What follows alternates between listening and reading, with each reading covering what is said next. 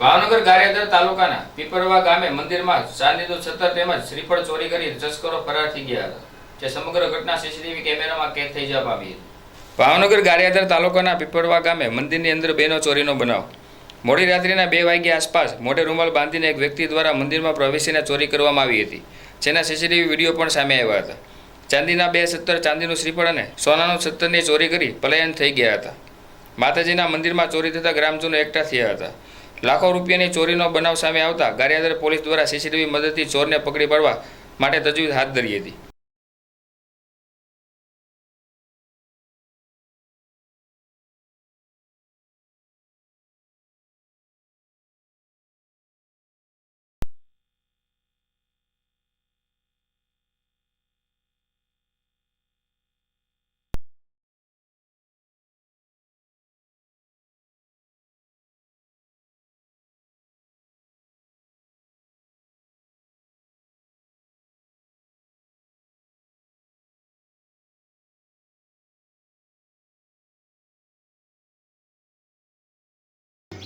મારું નામ દિનેશભાઈ રામજીભાઈ જાતો. દિનેશભાઈ, શું બનાવ બન્યો છે?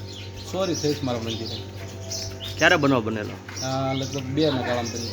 હાલ ચોરીમાં શું શું વસ્તુ લઈ ગયા હતા? 17 ચાંદીના 2 મોટા મોટા હતા.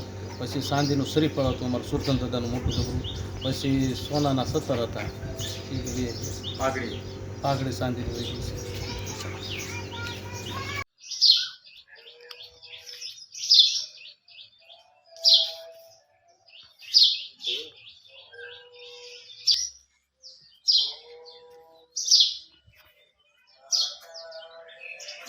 Butro laut.